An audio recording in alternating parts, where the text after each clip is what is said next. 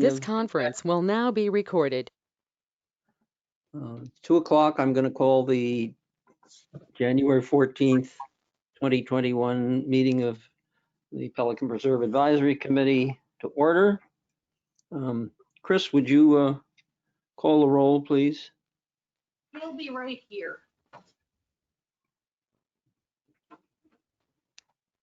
Hello? Is Chris with us? Here he comes. He's coming. Walking in. Okay. Okay, we will call the roll. Mr. DePonte. Mr. DePonte. No, he is going to be absent. Okay, Mr. Grega. Present here at Gateway. Ms. Phillips. I see her there. Can you hear me, Teresa? She's on mute. And she's talking, but it's not coming through.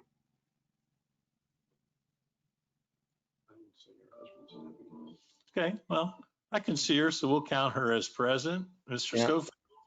Present at the meeting. Mr. Sikorsky. Present. Mr. Zanner. Present here. Okay, thank you. The next thing we have on the agenda is election of officers.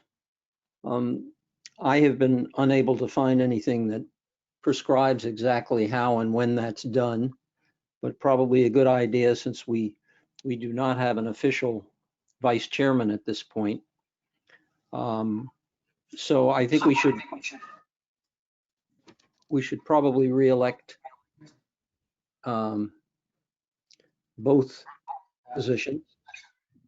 So I'll open the nominations for chairperson. Do we have any nomination? I nominate Phil Measy. Okay. Phil Measy is nominated. Is there a second? I will second it. Okay.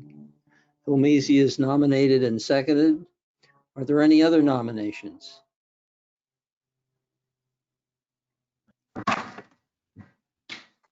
Okay. Hearing none.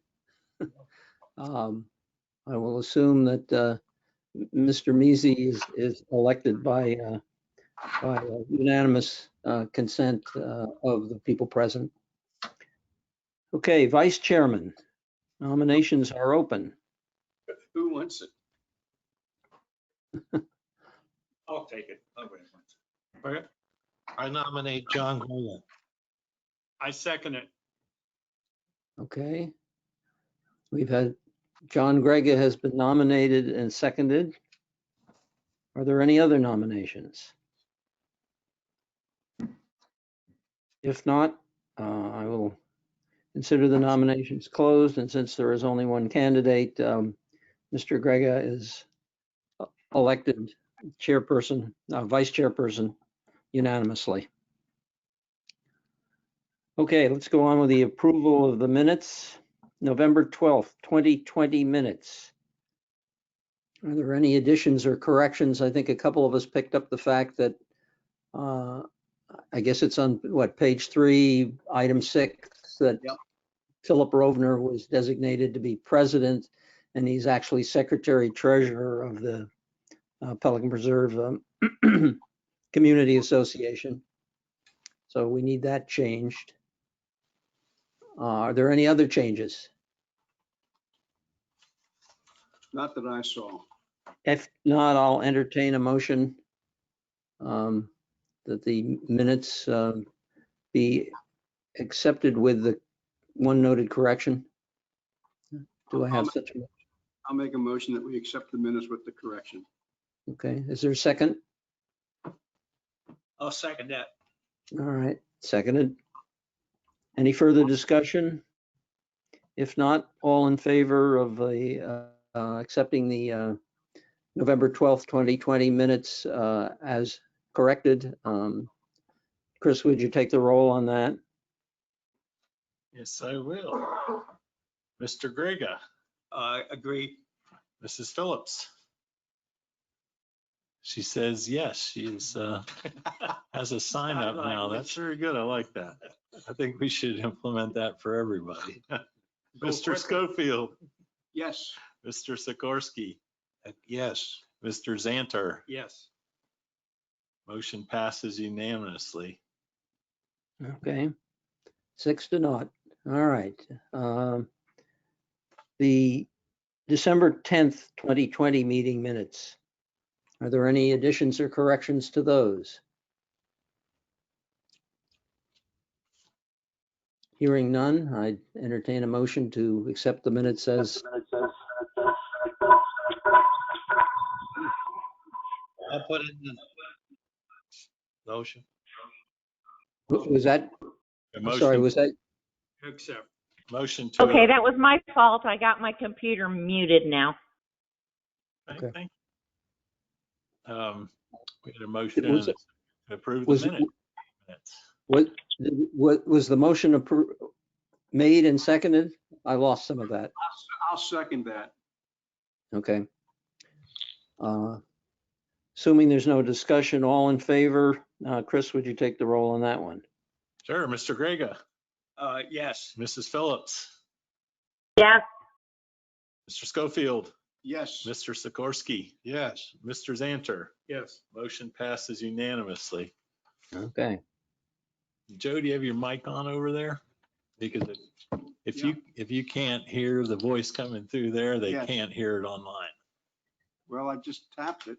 Okay, that's fine. Just when you're talking, you may want to bring it a little closer to you. Okay. That better? Okay. Financial report.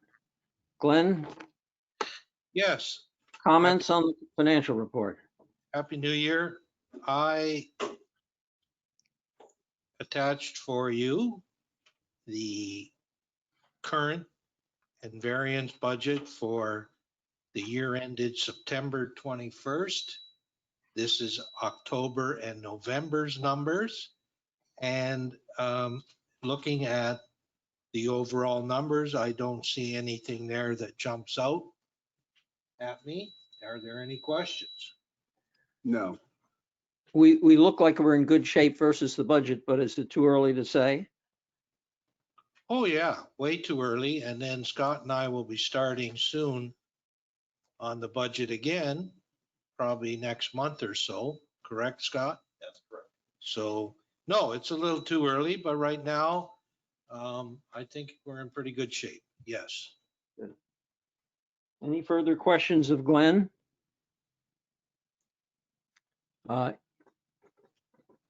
If not, I'd like to, so we don't hold Danielle up for too long, I'd like to skip to that part of the association manager's report and Securitas.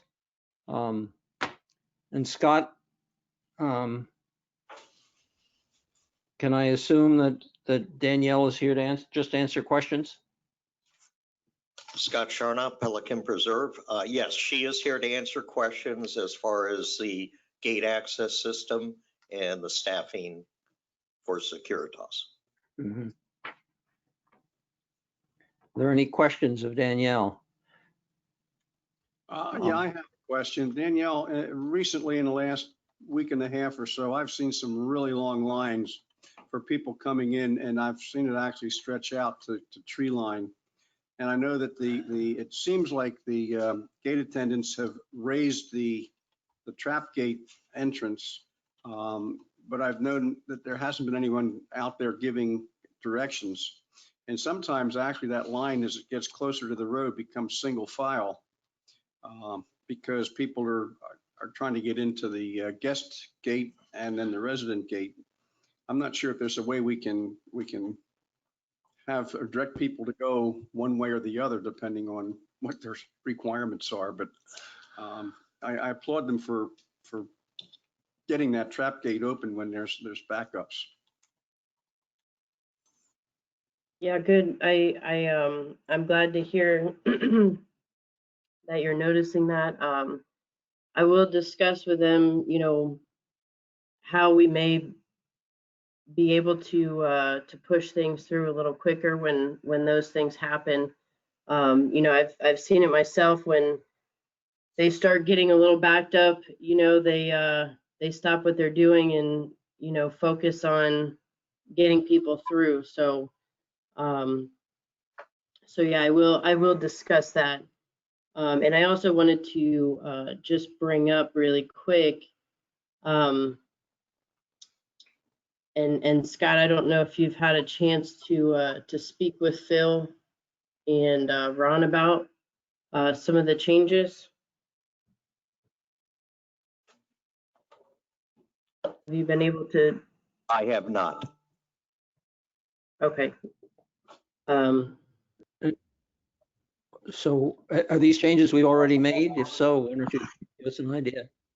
Yeah, they just wanted to, nothing, nothing alarming. We, were able to make changes quickly and keep things going, and things have been going very well. And so Phil Stone, unfortunately, left us for another career opportunity that was better for his family as far as pay and completely different line of work. So that happened right around Christmas time. Thankfully, we were able to bring in Kelly, who was already working there, Pelican Preserve, and she's taken over and she's done a fantastic job so far, taking over for Phil. So just wanted to, inform you of the changes that we've made, so you all know who, our point of contact is there on site now. Her name is, go ahead, Phil, I'm sorry. Well, just, is this a permanent change? In other words, is she It is. permanent appointment? Okay. Yep, she's going to be taken over permanently as the site supervisor. So she's so far, I think Scott would agree that she's doing a great job, keeping up and continuing the great things that Phil did for us. So I don't expect there to be any issues or anything like that. So Can you give us her full name? her name is Kelly O'Donnell. Okay.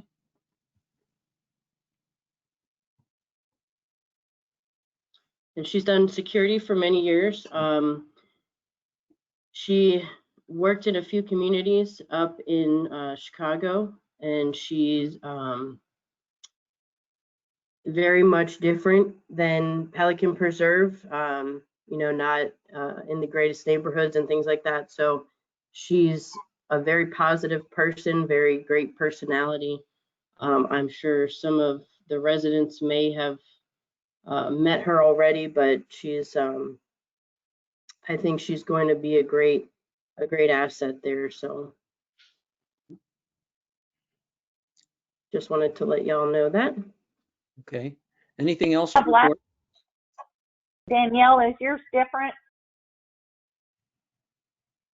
Oh, I'm sorry? Is your last name different? It is actually, I changed my name. I think it was back in July. I got married, actually in December, it was a year ago. So Congratulations. Oh, congratulations. thank you. Why would you go and do that, Daniel? I know. Money. Okay. It's been over a year now though, so we're over the hump, I guess. Thank you. You now have control over all the finances. Yeah, I do. Are there any other questions of Danielle? If not, Danielle, thank you very much. Thank you all. I appreciate it. Okay. Having done that, I'll go back to the agenda as we have it written, and the next item is the construction road conversion. I'm sure you've all seen all of the information or the requests that have been put out for the straw vote for the road.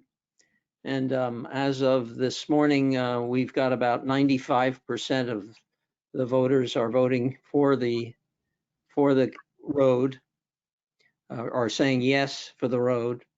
And it's that kind of community support that the city of Fort Myers is looking for in order to have them amend the DRI, which is one of the things we have to do in order to get the job done.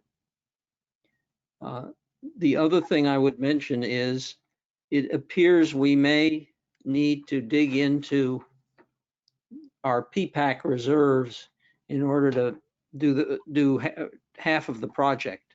We now have, as of November 30th, we have $884,000 in unassigned reserves. And so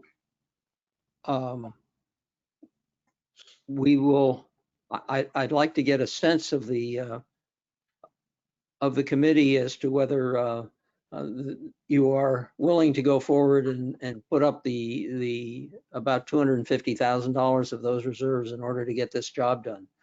We had been hoping that we could somehow use some fire credits, but it doesn't look like they are going to come through in the amounts that we needed. So we would like to dip into the reserve in order to do this. So I open for your comments.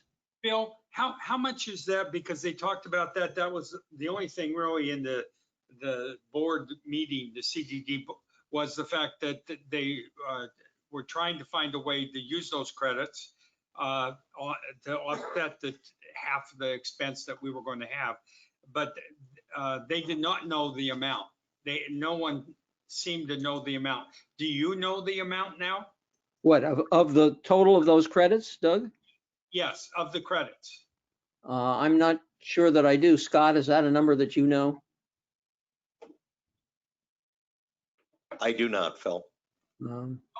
No one on the board knew, Phil.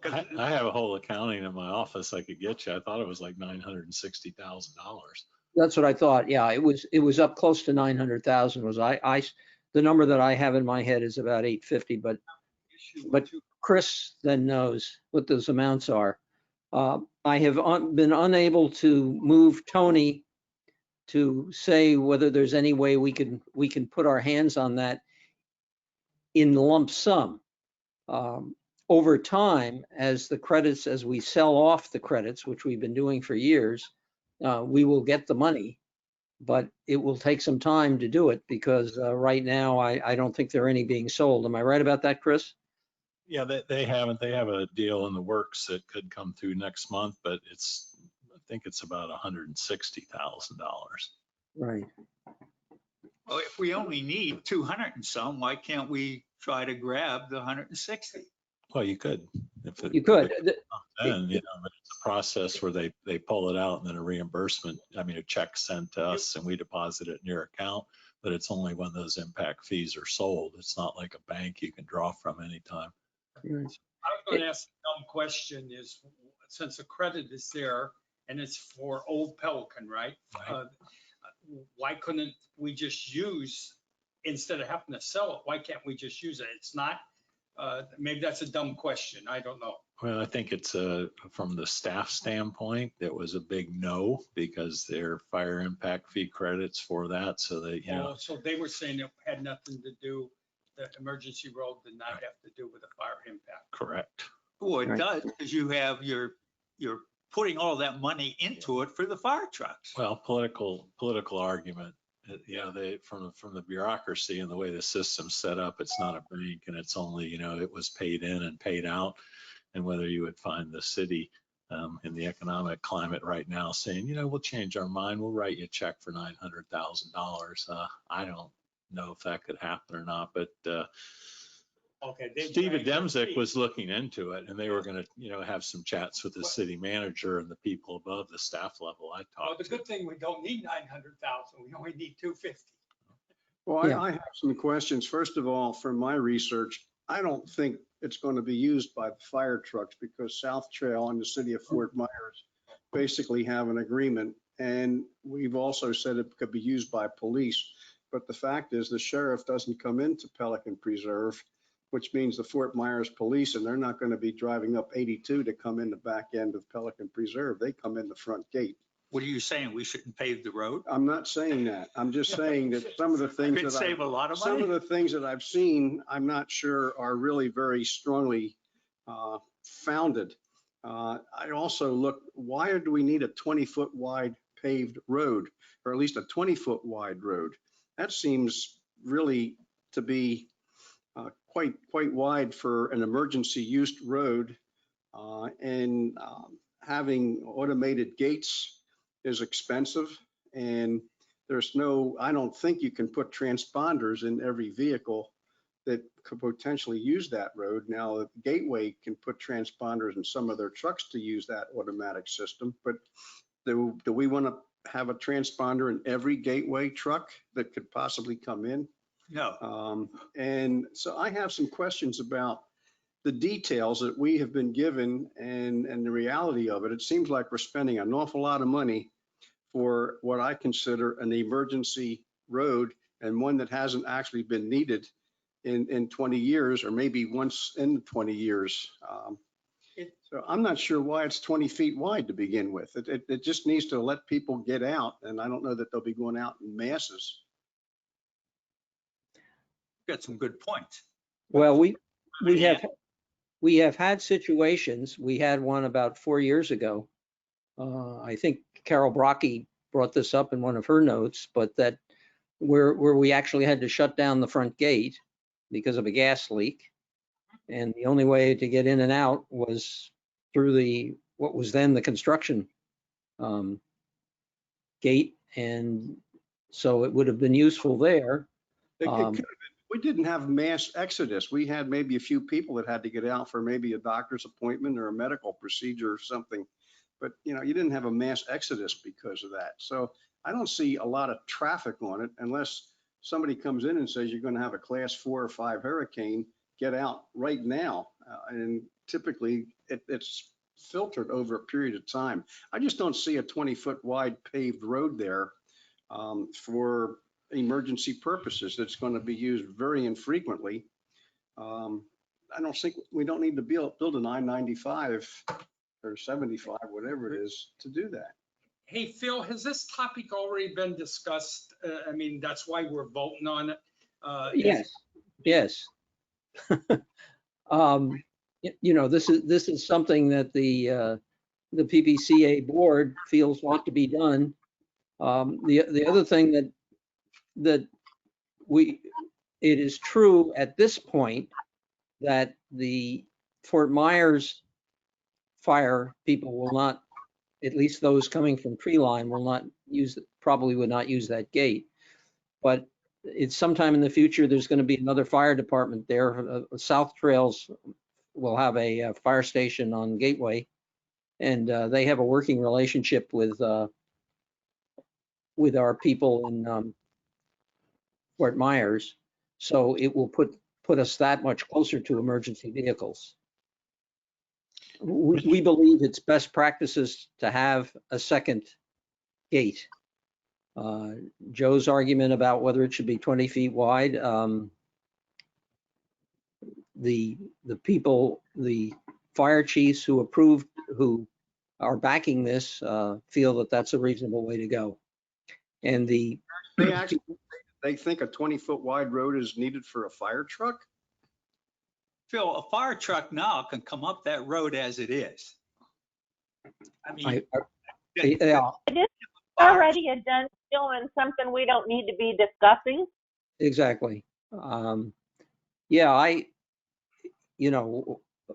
well, we certainly can be discussing it because we are going to use some of our funds in order to help build it. So it is reasonable, I guess, to discuss it. No, I do understand that, but I mean, whatever we discuss, it's not going to change any of the specs, is it? Well, they No. got to get money from somewhere. And if we as the advisory committee, I want to say, Mr. Chairman, that when I got that straw vote, I was under the impression that it wasn't going to cost Pelican any money. That's right. And now I'm hearing 250,000 that I thought this committee, when we discussed it, wasn't really seeing the need for it. And now we're discussing do we release these funds, whether it be the 250 or whatever it comes out? And secondly, how do we maintain that road in the future? Who pays for that? Is it a split or is it with just Pelican Preserve? Well, that, we still have to have an agreement on that with the CDD. With the utility, CDD utility people, we'll probably have a joint maintenance agreement. The Gateway Services put out the estimated price sheet as a public notice on November 16th is the date of it. The base for that 20-foot wide road is $130,000. Surfacing it is almost a little over $92,000. And then we're going to be putting paint strips on it for $5,000. You know, if that's a lot of money. And they Okay. say we're going to have RFID readers on the gates. If it's an emergency basis gate and it could be used as an assistance for people in the Prado community for GSCDD maintenance equipment, I don't know that we need to be that sophisticated. Well, I will get your comments back to the board, but at this point, as Teresa pointed out, you know, the project is moving forward. Well, I voted for it, Phil. I mean, I think we should. I think the purpose of it, regardless of fire trucks or or police departments, I think the purpose is a back entrance for the community and the residents if there is an emergency, and that's truly needed, and I support that. I'm concerned about the design and the vagueness that we've been given by the community association.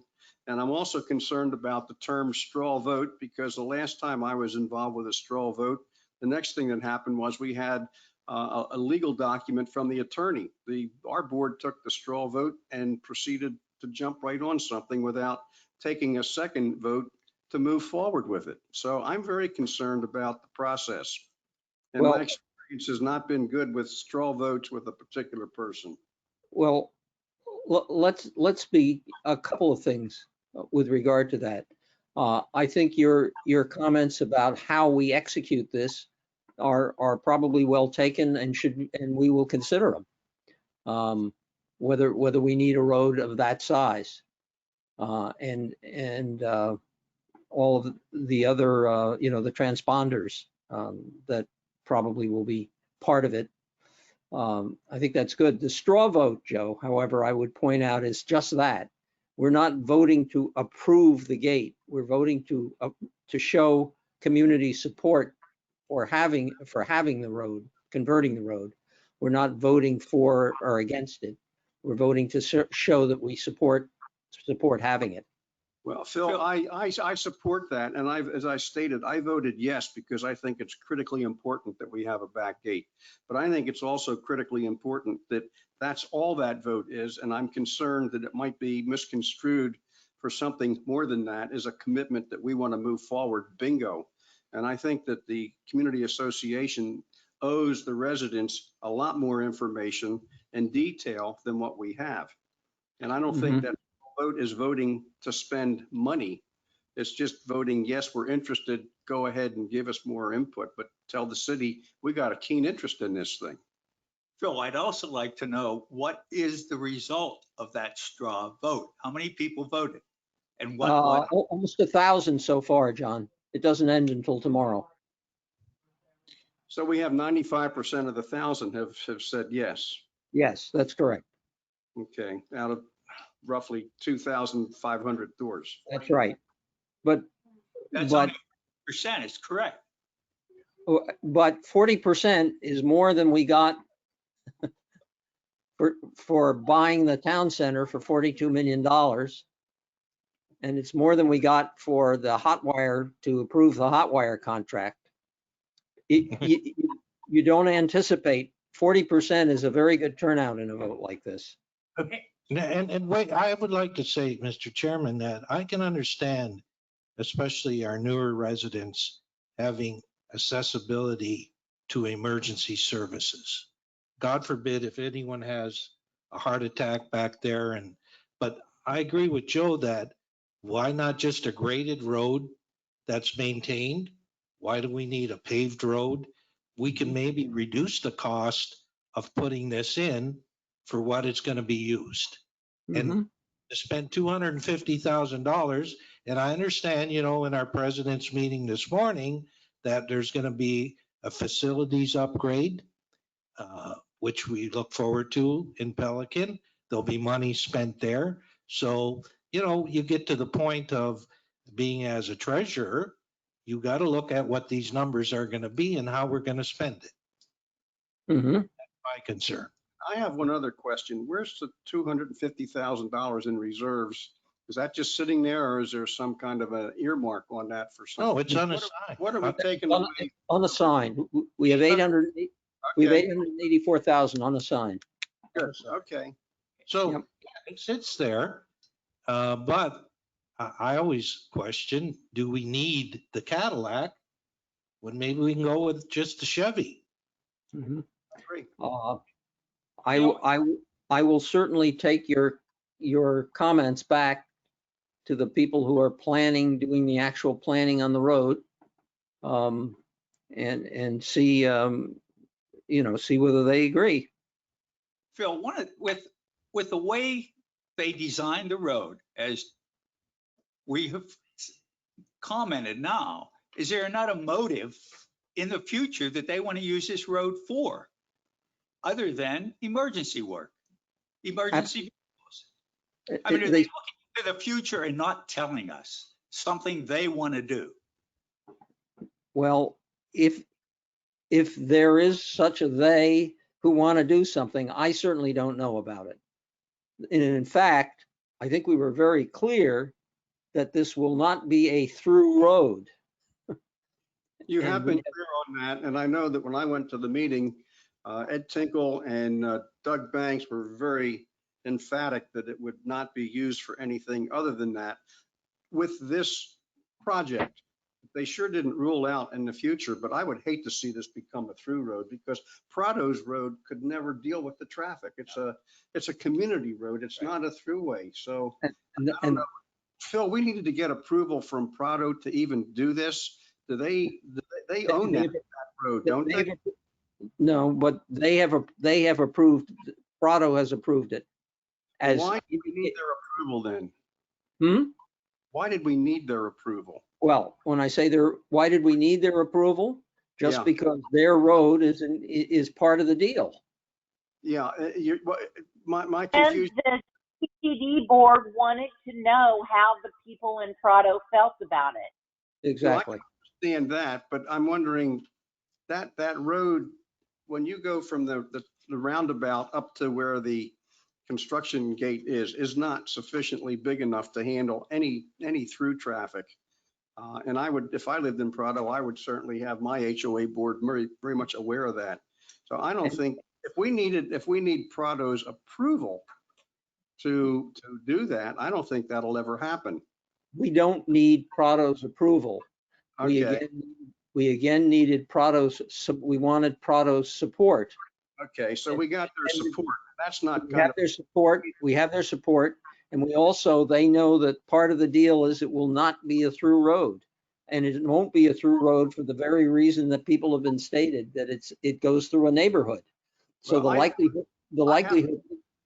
I have a note from a board member that says that Prado approved the design of the gate there. And if we don't need Prado's approval other than we want their support, I'm not sure what that's all about either. But there were some questions that I received from some residents about the type of gate. And the answer was a barn door type gate, which I can't find anything on a barn door type gate. But it was implied that they needed to get Excuse me Prado's if I approval may. to do that. If I may, I know the term they're using, but the type of gate it actually is a cantilever. That's the technical term for it. Does it swing? Does it swing open, or is it No. on a? It's a chain. It's a Sideways. Okay. one gate sliding completely open. For 20 feet. Yes, it's Okay. cantilever. Yep. Okay. Well, the estimate they have is 4 gates. So that's a design change then. If you're 4 talking, gates. and this estimate has I- 4 gates in it. I can't tell you, I don't know what you're looking at. I can This is just the tell gate- you with this the is work I've done. Gateway published quote on the estimated cost for the road. Again, estimated and for budgetary and planning purposes. It is not the actual estimate. And if I may, Well, then why don't we have that? if I may, all of these are just preliminary. A lot of it, if we're talking about what type of road's going to be done or how wide it is, that has to be determined by an engineer and the fire district. And once that's done, then you can go for the funding. And then you Exactly. can make your plans accordingly. I think that's a good idea. Maybe we should withhold. Well, yes, Rating if we're we going to will, give we will be back to you with the exact specifications of the road. So that If- you will know how the money is being spent. Are you going to answer some of his questions regarding the design of that road? Yes, Mr. the, Mees, yeah, go ahead, Chris. no, if I was going to say, everything you're looking at is tabletop on a napkin. Yeah, It's preliminary to get the conversation started. There's no planner, there's no engineer, there's no design, there's no gate specification. There's been some conversations held with the fire department representatives and you know, theirs was, we can use a stabilized road. It doesn't need to be paved. Mr. Tinkle says, I don't want to maintain an unpaved road, so we'll look at having it paved. But all that stuff until the city says, okay, we'll, you know, let you amend the DRI, they won't spend a dime. You know, the city working said on this. yesterday that they expect to look at it in March at their March meeting. Okay, we That's- probably won't. that's correct. And the reason we're going forward with this back of the napkin design, if you will, is because we need to get the DRI amended. We have to have Lennar's support to do that. And we need to get it done before they're out of here, because once they're out of here, they will have to execute on if we don't change the DRI, they're going to have to execute on the current DRI, which says close the road down and vegetate out to the gate. And we don't want to lose the opportunity to do that. And that's the reason we're bringing forward this preliminary design, this preliminary proposal, so that we can get the DRI changed. That is time critical at this point. I would support the $250,000 by saying it's out there.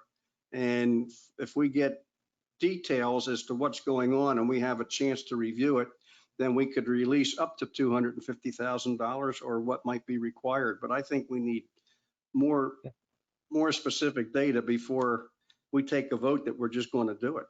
Yeah, no, I'm not even proposing that we have a vote today. Okay, well, I would I support the money's there if needed. But I would also encourage the community association to look a lot stronger once they formulate details on where they can cut expenses. And a 20-foot wide paved road that's got painting marks on it, when it's I don't know why we're even striping it, period. I think they need to look a little deeper. Alternative road there. Well, we'll have a drag strip with no drag cars on it. Okay, I hear your comments. Part of the reason is for having big gates, by the way, is security oriented. And so we will get, when we come back with the exact specifications, we will have that information for you. Good. Phil, I have one other question. Just on the security, the fence that would be bordering that road, would there be a fence on both sides of it and maybe a taller fence on the side for the houses that back up to Prado, or for the houses in Prado that back up to the road? Is it a small fence? I've not really paid attention to it, but if it's a small or low fence, somebody can just jump over it quickly anyhow. Maybe a taller fence needs to be there. Scott, could you comment on the fence that's going to go in? Are you talking about the fence and the gate system? It's 8 feet in height. Okay. No, I'm So- talking, Well, That's you got paralleling the road. keep in mind, you have two elevations. The fence elevation from the one side is higher than the other. So there's going to have to be an elevation change through a fence and then a connection to the other side of the fence. Yeah, the road's going to basically be totally enclosed with fences on both sides. Yes. And gates at each end. Yes. And my concern is that the fence that's abutting the back of the houses on Prado is tall enough to prevent people from just hopping over it. They have to climb it. They got to climb over that fence as it is now. Okay, that I wasn't sure of. Yes. That's good. Yeah, I can meet you back there. We can try it. I'm not allowed to climb anymore. You're not, oh, I have I'm not supposed I to have a either. ladder that'll bridge it. okay. So would everybody else. Okay, I hear your concerns, I hear your discussion, and that's the reason I brought it up. Good. So we'll get back to you on it. Thank you. Any more questions or comments? Okay, Chris, do you have anything to report, CDD report relevant to P-PAC? Well, I did have a short report on the status of the boardwalk. Okay, Um, please. Yep. We were trying to get it on the board agenda for next Thursday on the 21st. The engineer gave his bid recommendation to Tony at 5 o'clock on Tuesday. And Tony really had a few issues with it, and Tetra Tech needed to review it. So they punted it till February 4th. So your project has been delayed by 2 more weeks. The only good thing I can say is we'll have all the contracting ready to go. Once it's approved by the board, we can issue the notice to proceed the next day. Okay. Scott, do you want to make any other comments about it? Yes. Although there's a delay on the actual approval by the Board of Supervisors on the construction contract, I don't believe at this time it's going to cause any difficulties to start the preliminary demolition beginning the end of February, 1st of March. So we're still on schedule for that. Last thing I've heard from the individual contractors is they needed 3 to 4 weeks to mobilize. That's all I have. Yep. Any questions of Scott or Chris about the boardwalk?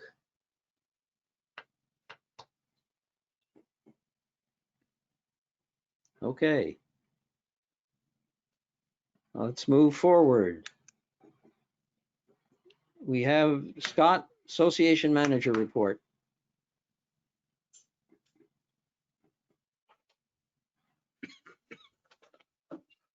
Hello, Scott? All right. Oh, I'm sorry, I wasn't moving fast enough. okay. Anyway, Scott Sharnock, Pelican Preserve. Most of my report has to do with existing projects that we're working on, and I believe that will be covered.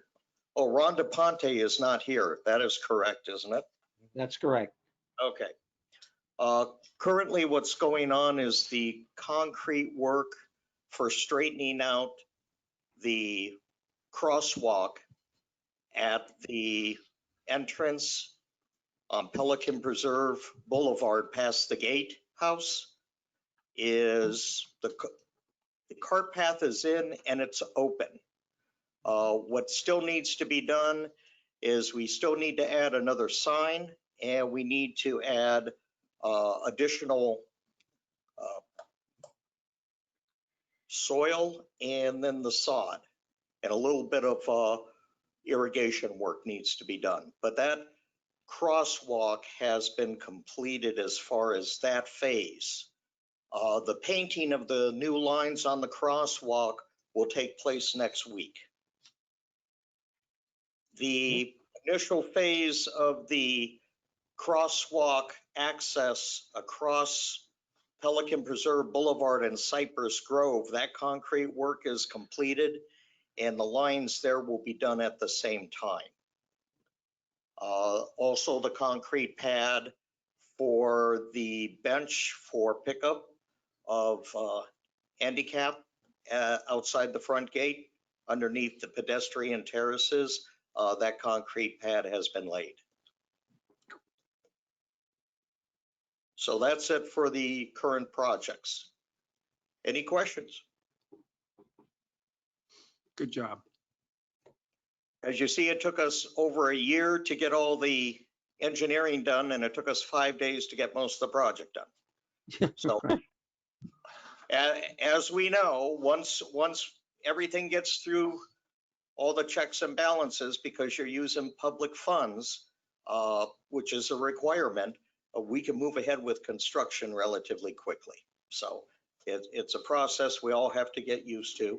And it's not our dollars, it's tax dollars, which is the residents' money. So that's all I have. Well, Any questions? That is Yeah. my, It is yours, that's the right. residents. Yeah. That's right. And so Scott, that's all your report? That's all I have. Oh, I have one other item. Yeah. Thank you for mentioning that, Philip. Yes. The other item is it has been the procedure that after an owner has received 3 barcodes, they are charged $10 for every barcode after that. I've gotten a couple questions about why we do that. And as far as our records, that decision was made years ago by PPAC. Don't know when it actually was made, but I don't know how you feel about continuing that policy or procedure. We would still charge the renters $10 per barcode, but you know, is it necessary to charge our residents $10 because they bought a new car? What, the money that you charge the renters, where's it go?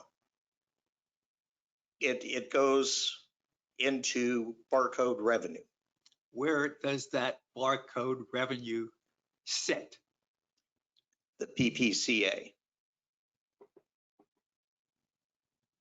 Wow. Then why are we involved? Why don't we get the money?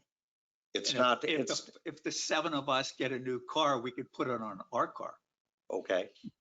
I didn't- Here's- don't here's- put that in here's- minutes. Here's the unique dynamics that we have at Pelican. You cannot collect funds because they're not taxable dollars. You can only fund through public funds. These are private funds. So although the expense is with the district and the PPAC budget, the revenue goes to the association. I wish I could tell you it was fair or right, and that's why I bring this to your attention. But if you don't know, that's the way it was set up in the very beginning with the developer. And because it's not tax revenue, you're not going to see it a line on your budget saying barcode revenue. I think a full-time resident's entitled to get a new barcode at least once every 2 years, period. And if they don't buy cars every 2 years, then it'll be longer than that. But I think we're penalizing people. They're paying they're paying to live in a community, and they're paying fees for all this stuff to begin with. And perhaps we can increase the price for the renters to $15 and put a little in the kitty to cover the few that might have to be replaced for residents every year. Well, and that's I have why no I bring it to problem you. with that. Does that need a vote?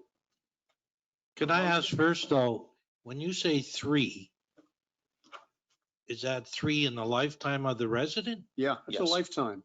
Oh, And we track that through Dwelling Live, which is the residence program through the gate access system. And the question we're asking here is, do you want to change that? Yes. Yes, What is the general consensus here? I like Joe's suggestion of one every 2 years. Yeah, I would recommend to just eliminate that tracking and just allow owners as needed new barcodes without a charge. Great recommendation. I agree. I'd Who's support gonna that. track that 2 years? Tracking it every 2 years is sort of, No. People might buy 2 new cars in 2 years, so, yeah, I Well- agree. My dad only lived here for 3 years, so. Have a maximum of 3 active, because a lot of times people will go give it to relatives, friends, you know that. you can't give them away. We put them on because that's part of our But procedure. what I mean is, I know there's a lot of people with barcodes. Could you do it such that you can have 3 active at one point in time? That way, if you get a new car, you get rid of your old car, the barcode, you aren't using it, it's not active, and you give them a free one for the new vehicle. We do that now. Okay. Yeah, as soon as They were saying they had to buy one if they got a new car. Yes. after 3 barcodes, yes. Right, but what I'm But saying. one becomes deactivated when you come in and get a Right, I new understand. barcode. Yeah, So that only counts if I deactivated it, it subtracts 1 and I get an additional one you get a new one for your new vehicle. for free. Yes. Okay, Until you have 3. right. Yeah. Okay, so there, And Scott is proposing that we allow people to go beyond, to be free after the 3rd one, but they can only have 3 active. Am I right, Scott? That's all we have right now is 3 active. Are we Right. saying 3 active per homeowner? That means they have 3 cars? Some do actually, Yeah. because some people have an antique car or something they drive very rarely. They give the barcode to other people. Or they have a motorcycle. Well, Motorcycle. that's I agree with you. Yeah. Why? They get the 3rd barcode and give it to an outside resident. Okay, let's make this clear. When somebody comes in and as you do, you have a car, you want to add access to that vehicle into the community. We get the vehicle information, the license plate, and we assign the barcode and we stick it on the window. If you remove that barcode from the window, it will no longer work. That's the control. Scott, would it be? And when somebody leaves, if you're a tenant, they're deactivated by date of their lease. And if you're an owner, they're all deactivated when you move. And it's all through the computer system. So I don't see how they're giving away to other people. I don't think No. that's happening. That's, I don't think that's an issue. The question here is, do we have a consensus to just eliminate the extra payment, the extra $10 payment? The system seems to be working fine. Yes, I would agree. Yeah. Eliminate it. I agree, eliminate it. Okay, do we have other comments? I don't think we really need to vote on this. I think we can just instruct Cap, we can instruct Scott and Castle to just implement or to eliminate the extra $10 charge. Is there anybody objects to that? Nope. No. Okay. Hearing none, Scott, you've got to go ahead on that. thank you very much. $10. Any other questions you have for me? For Scott, any other questions for Scott for the association manager report? Okay. We'll Thank you. move on to Pond's work group. Doug, you want to give us a report? I still have some issues with Pond 34. I talked to Ron Joy a little while ago before I came. I'm looking at harvesting some of the stuff we had sprayed. There was a lot of weeds, I'll call them weeds, but there's a lot of vegetation on top of that pond that was sprayed to kill, and now that's all that dead stuff's floating. I'm looking at that with Met Tower. That's what I will say there. The other pond, pond 33, is in good shape now.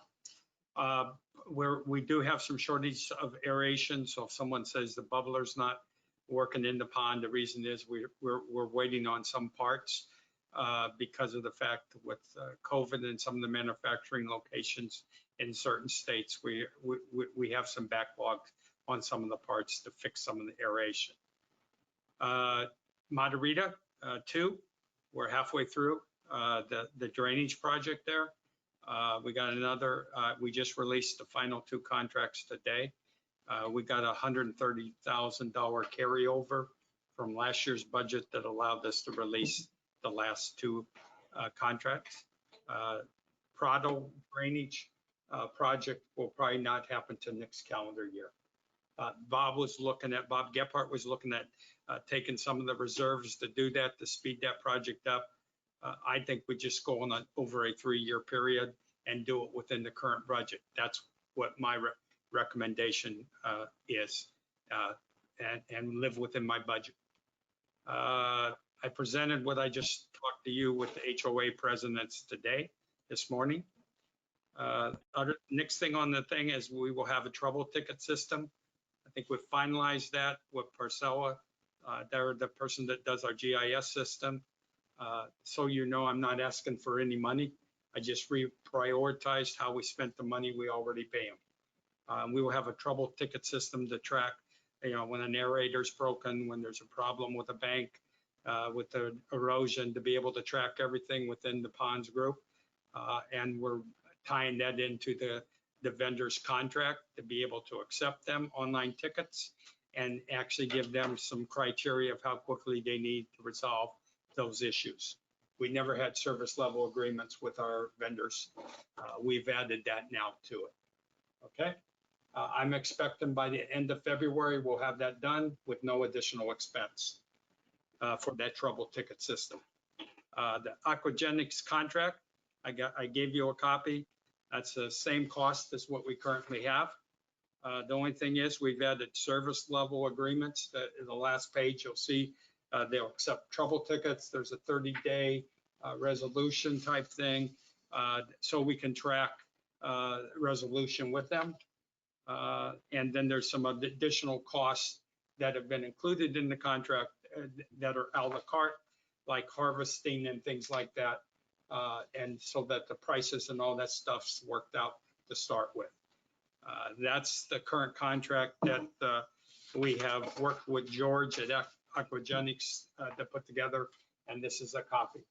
I don't know how this works since I'm new here, but my recommendation is that I'd like to take this to the CDD board for approval at the next meeting. I would like to know if you guys accept that recommendation. Yeah, I think we should be taking a vote to pass this on to the Yeah, that's why I asked. CDD board. So please ask Doug about it if you have questions. Do we have any questions? If not, Doug, do you want to make a motion? And I motioned that we approve this aquagenics contract that I presented to the group. I'll second that. Well, it jumped. moved and seconded, and that we approve it and ask for the board's approval. Okay. Any other discussion? If not, Chris, will you take the roll call of the vote? Certainly, Mr. Grega, Approve. Mrs. Phillips, Yeah. yes, Mr. Schofield, Yes. Mr. Sikorsky, Yes. Mr. Zanner. I guess so. Yes. Motion passes unanimously. And I should be in there too. So I'm sorry, Mr. Measy. yeah. It's okay. 6-0, unanimous vote. We'll take the aquagenics contract to the CDD board. I guess that will be at their February 5th meeting, Chris, Yes. because we can't make the 21st. That's Okay. right. Thursday, February 4th. 4th, okay, 4th. Doug, anything else? No, the volunteers are doing a great job. Peggy Hall is the person that worked through this contract with Aquagenics and did a good job of coming to service level. And she's also leading the effort with the trouble ticket. We have 20 some volunteers that are pretty active right now. I'm excited. Terrific. Makes my job a lot easier. God bless you for supervising them. Oh, I complaints on the phone line. Good job, Doug. Safety and Security Work Group, in Ron's absence, I'm going to try and fill in for him. Scott has already filled you in on some of the projects that are moving forward. The post orders, there's a revised set of post orders with comments revised, and because of some of the things that Tony wanted done and some other revisions, those will be worked up and will be passed by all of us for our review and approval we'll get it far enough in advance of the February meeting, February 11th meeting, in order for us to see the new post orders. But they've done a good revision job, and all of us will get to see that coming up in a couple of weeks. There are lots of different projects that the Safety and Security Work Group is looking at, whether there should be crosswalks and signs and various kinds of things, the typical stuff that they work on. One of the things that is being done is the new rumble strips that have been planned for the corner of Veneto and Vicenza are going to be in within, Scott, a week or 2 weeks. Phil, as soon as we get the signs notifying the drivers that rumble strips are ahead, once they're installed, then we will install the actual rumble strips. Good. So those rumble strips will be going in. We are using the flashing sign in order to get speed data and information so we can compare pre-rumble strip to post-rumble strip. And that information will, of course, be of value to us as we look at the idea of rumble strips perhaps in other places if we feel it works out at that particular corner. Now, we found the sign, the flashing sign that also gives us traffic information to be very valuable to track these kinds of things. And the Safety and Security Work Group would like to set up a program to have those signs made available, and they are to a certain degree now, made available to the various neighborhoods in specific places so that we can start getting more traffic data.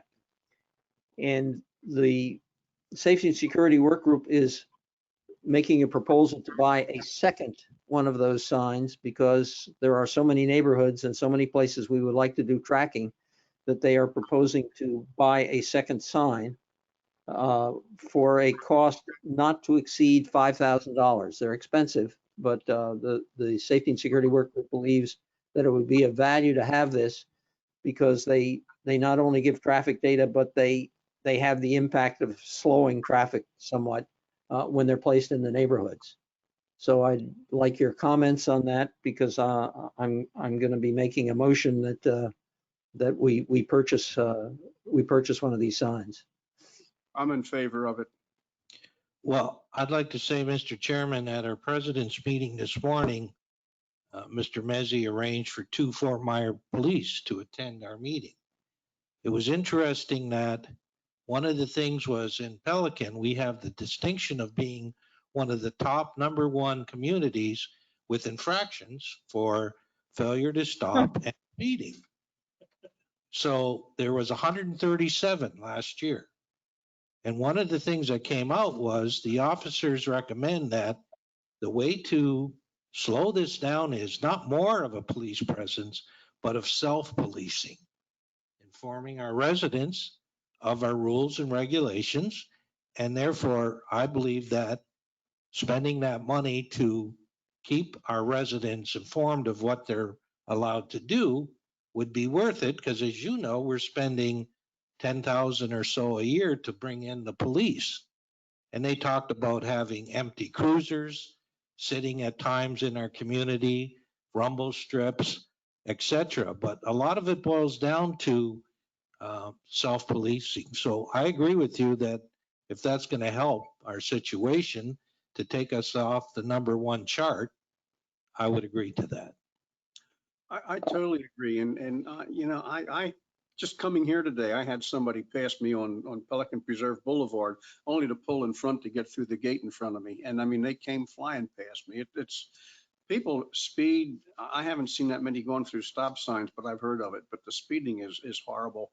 And I can't say that it's just all snowbirds that do it either. One of the things that came out of this meeting too, with having the our officer, Officer Maldonado, who he's the main guy for our community, and he and his partner, Officer Scattini, is that they're really stretched out, and traffic control in Pelican Preserve is not really their top priority. Their top priority are car burglaries and things of that sort. They do get in here. They try very much to get in here. And of course, we have our own traffic people from the department. Those are different people who come in and track the traffic. So we're still doing that, but recognizing, as Glenn said, that we've got to do all we can to kind of slow things down, because the reality is the Fort Myers Police Department does not have the resources to be in here very frequently. How do we self-police? I mean, can we have our security? Really, we can't, John. So there is no way to self-police. It's education. I believe it's Yeah. just, and as the officer said, that if they pull someone over, more than likely, we're a pretty good community, but they probably won't give a ticket. But if they come back and that person does it again, they're going to give them a ticket. So hopefully over time, that type of person smartens up. So I think they should not give warnings. They should give tickets. People talk about, gosh, I got a ticket. They never talk about a warning. So it doesn't spread. The word doesn't spread that these people are serious. They kind of always laugh about getting a warning. Geez, I got a warning. I don't know if I agree with that. I think Well, that's a hard course and a hard core to take, but it might be necessary for maybe 6 months. Just do it for a while and then ease up again like they normally do. But we're not getting any headway. We've talked about this since I've been on the board. Well, and two, we have renters in here that come and go, and you have those people that may not necessarily follow what we want our full timers to do, but it is a problem. I agree, but I don't know if you've got to take that, iron fist right with everybody. Well, we talked about it 2 years ago and there's no way to go. And we still have the same issue. Teresa? I said I agree with you. Okay. So what do we do? In any event, the Safety and Security Work Group is going to keep working on this. Obviously, it's the most difficult thing we've got. One of the things they're going to be doing is, I don't know whether you recall, a couple of years ago, we started putting out these emails with quote hot topics on them, having to do with traffic safety. And they're going to do a series of those again, hopefully just to remind people, keep reminding them that they need to drive carefully. But when I think about that education, I don't think there's anyone in our community that we have to educate. They need to stop at the stop sign, or they need to abide by the speed limit. I mean, we've done that since you were a little kid, right? You first got your driver's license. The education can't help that. I think people who care read those, and people who don't care just delete them. They don't read them. If I may, because this discussion comes up frequently in any community I've been involved with, and all the traffic experts and all the police departments will tell you the same thing. First of all, self-policing means self, meaning you police yourself. That's the first thing. The second thing is the only way to control it with traffic calming devices, such as rumble strips or speed humps. The police presence won't change it. Emails won't change it. Discussion won't change it. You have to change the behavior. And the only way to do it, and the only way that works, is through calming devices. That's all I have. The speed limit sign that we have now that shows the speed limit. Yes. We own that? Is that what I, No. Well, the district owns the roads. Yes. all right. Does that take a photo of the license plate if it's speeding? Because I know No, you, it's not that advanced. It does take a picture, but it does not have enough clarity. but there are some that do have Yes. clarity to Yes. do that. Yes. True. So why not do that and send a citation? Let's do it directly. Anything's possible through proper funding. I don't think there's a big difference in price of those two things. You're talking man hours. Because you're going to have somebody to review the tapes on a day-to-day basis and issue the letters. And then what the follow-up will be, that would have to be determined by the board. Aren't those devices, can't they just show the people that are speeding? And you could, if there's 10 a day, it's 10 a day. Yes, we can have that, but we don't have the particular information as far as license plate I'm readers saying, as let's we look do. into getting those type of speed signs that do take good clarity pictures. What's the difference in cost? What is the cost of one of those? Thousands. Well, we're going for 5,000. Oh, no, you're talking a much greater price because you Let's need, find out what it is. I will get that for you. You also Not a have problem. to, you also have to go, Put that into your barcode system. Absolutely. And again, For people that lived here, not for others. And again, it will be the same type of camera system that cities and other municipalities use for red light runners. Yep. Those are not inexpensive, but I will look into it and get a price. the type of citation you could give, I'm assuming could only come from the community association. No, Because it cannot can it come. be legal from the police? No, it has to only come from the police. Okay, These are publicly owned roads. okay. So can the community association with their enforcing committee send a letter to somebody saying you got caught speeding? And We we're could giving you a send them warning? a reminder letter and ask them to slow down, but we could not enforce traffic laws. Well, we couldn't give them a trap, but could Nope. the board actually have something in the bylaws that state if you get caught speeding on our speeding equipment, you'll get a notification, and if you continue, then you could be subject to a fine? That by the requires a legal opinion, and from what I know, that cannot be done because the district owns the roads. Okay, so maybe, But that's a legal opinion. yeah. Better. Teresa, go ahead. A monthly newsletter, the list of names of the speeders. You could do that. I would support that, Teresa. I don't know if we could, I'm all in favor of public shaming. I don't know if we can do that. That's another legal opinion. Mhm. A lawyer.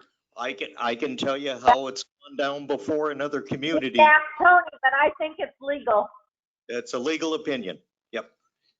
The police officer did mention rumble strips, as Phil said, is a big Yes. deterrent, and we are Yeah. doing Right, experiment. and that is where the SSWG is going at this point, is where the Scott mentioned is traffic calming devices.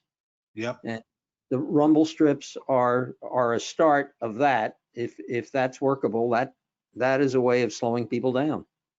I would certainly support that, but when you start putting speed bumps in, then they're a pain in the neck to 90% of the people that aren't speeding. Isn't that society today? We all pay for some small minority. I wouldn't disagree with that, but I'd rather, rumble streets, I think, wake people up. I think Yeah, we'll alert see them. what the rumble strips do, right? And when Yeah. we put those in. The SSWG would like approval to get another one of these signs so that we can have them used more throughout the neighborhood. You need a motion for that, Phil? Yes, Let's yes. get the price from Scott of what a sophisticated sign would cost that can take photos. I don't think it's, I mean, what we're asking for is what, 5,000? If it's 5,800, let's not handicap ourselves right now. Do you want to make a motion to give them up to $7,000 to No, I'd get like one? to hear that? from Scott. I mean, can you Okay. send us an email or something? Yes. Or can you just check right now on the phone?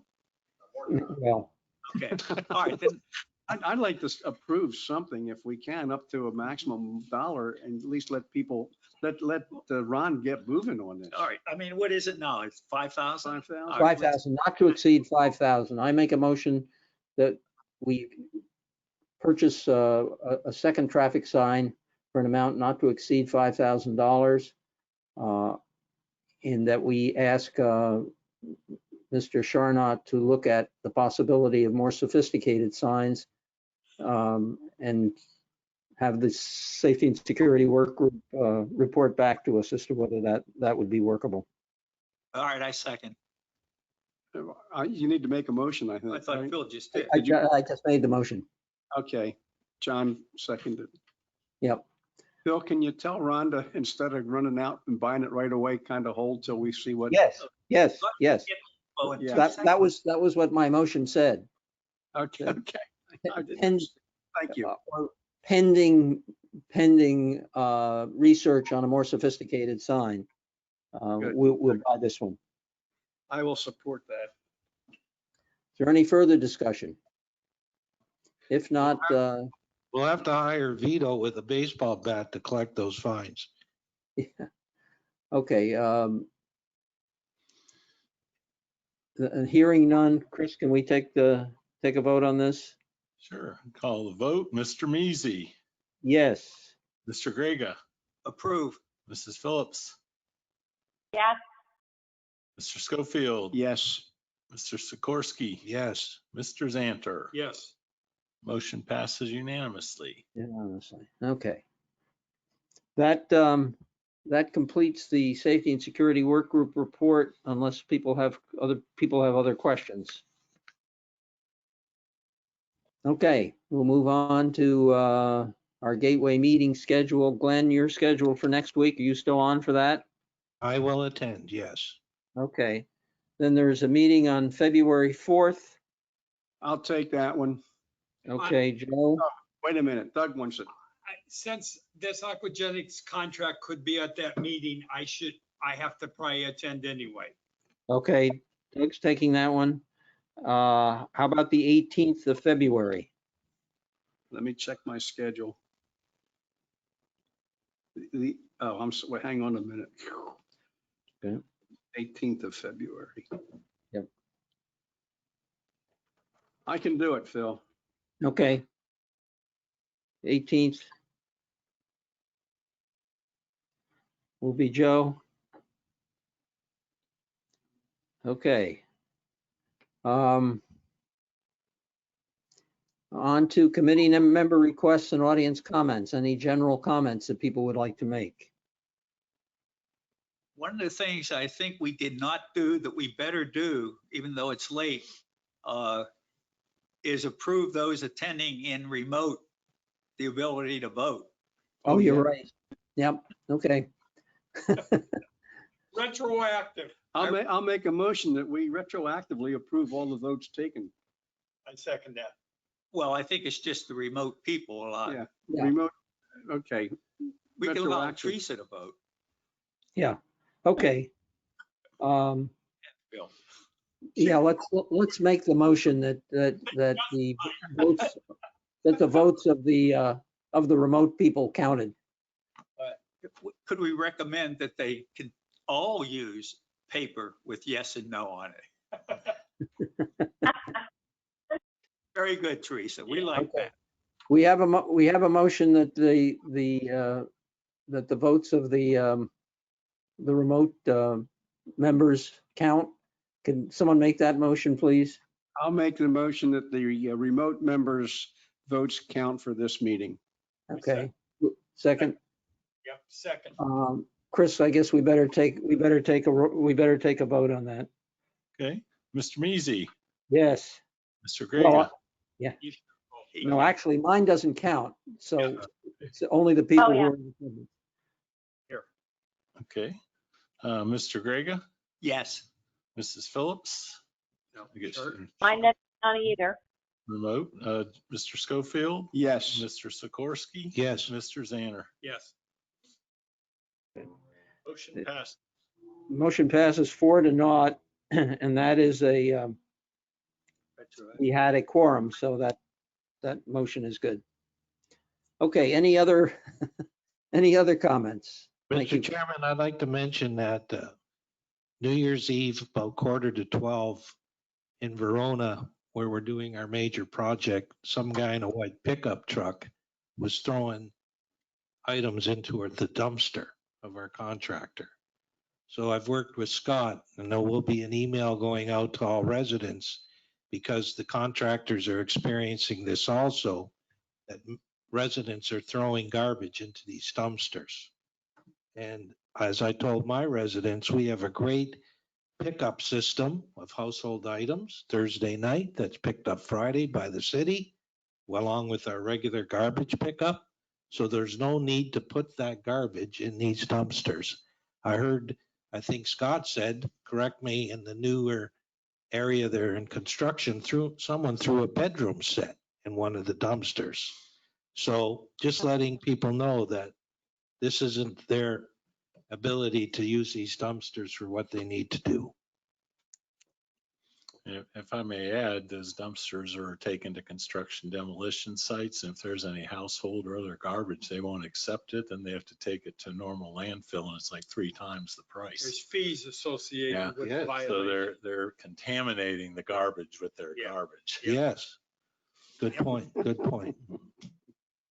I have It's one comment. I just got a news flash that Lee County has released some information for people that will be getting their second COVID shots. So we'll have to pay attention to that on the news. okay. Any other comments? I just wanted you all to know I also had this. Thank you, Teresa. I thought Oh, I saw no. a sign that had what looked like a middle finger on it also. I didn't think about that, Chris, but I might next time. Are there any comments from the audience? I see Jack Dempsey, you're out there. Okay. If not, I'll entertain a motion to adjourn. I'll second. Well, I'd like to get I'll a, move. I'll make a motion to adjourn. okay. Do I have a second? Second. Second. Okay, is moved and seconded to adjourn. The meeting is adjourned at 3:23. Thank you all. Thank you. See you in February. Chris, I have a question.